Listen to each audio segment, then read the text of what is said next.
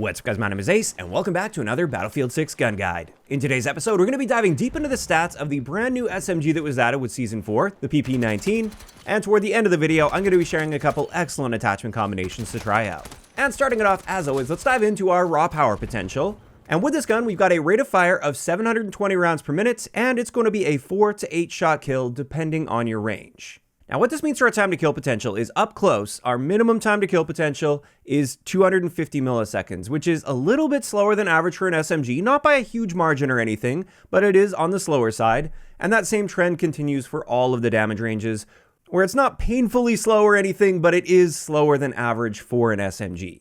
As for headshots, if you're not using hollow point or synthetic, it's going to require 3 headshots at any range to reduce the number of shots to kill. And that's not ideal, so if you use hollow point or synthetic, that'll cut it down to 2 headshots required in order to reduce the number of shots to kill by 1. And there will be certain ranges, like the second one for instance, where you can maintain a 3-shot kill with synthetic rounds if every bullet hits the head. As for our ranges, no surprises here. We've got the same damage range drop-off points as nearly every SMG in the game, so 9.5 meters is where you drop off to your second damage range. Then at 21.25 meters, you drop off to the next damage range, followed by 37.5 meters, and then finally 75 meters.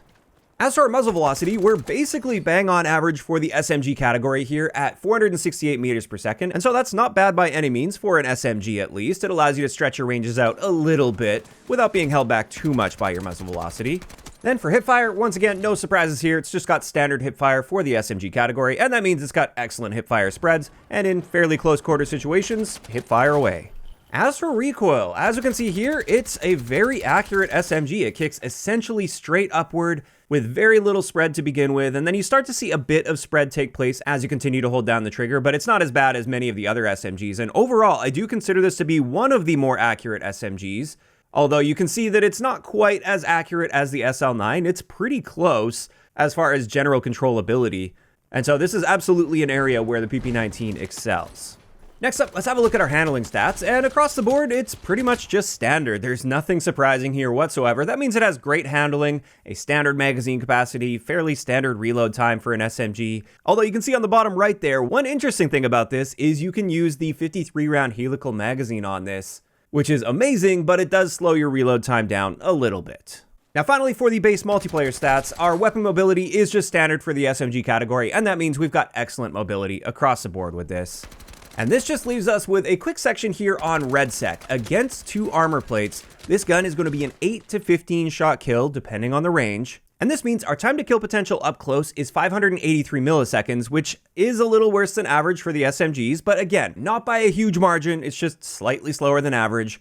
And the same thing applies at longer ranges. With that 15 shot kill, it's going to take you almost 1200 milliseconds to kill. So for REDSEC, raw power-wise, this gun isn't that great. However, it has some big advantages for REDSEC, and these are, first up, it is a very accurate and controllable SMG. And second, a big thing for REDSEC is you have that option to have a 53-round mag, which can really go a long way when dealing with multiple enemies that have armor plates equipped. And with all of that covered, we can finally move into a couple excellent attachment combinations I found so far with the PP-19. And the first one is my all-arounder. This one's just designed to be fairly balanced. And with it, I'm using the Mini Flex Optic. I've got the 50 milliwatt Violet Laser, which unfortunately is a level 40 unlock. But then on top of that, I'm using the Flash Comp for a little bit of recoil control, combined with the fact that I'm not going to be self-spotting every time I pull the trigger, at least not in world. We then have the Cryogenic Barrel on this, which reduces the spread as we continue holding down the trigger. We've got the Slim Angled Grip for our handling benefits primarily, but it helps slightly with recoil as well. Then we're just using the standard 30-round magazine and the hollow point ammunition, so those headshots can be a lot more effective than the standard ammo and allow us to more consistently get a better time to kill. And as you can see with this, we are tightening up that spread very nicely, not only while stationary, but you'll also notice this while moving because of that Violet Laser. And while the overall magnitude of recoil hasn't really changed much, that's okay. There's barely any recoil on this gun to begin with. It's mainly spread that would come into play that you have to get under control, and we've done that very nicely here. And as the name for this suggests, it's just a really solid all-arounder to use. Whereas for my next build, I had to make the Bizon build, even though unfortunately that helical mag is quite expensive at 45 attachment points.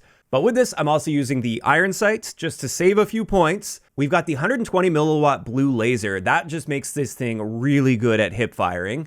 I then have the standard flash hider on here, the extended barrel, which might seem kind of weird for a setup that looks like it's made for hipfire, but the extended barrel is the cheapest barrel you can use on this gun.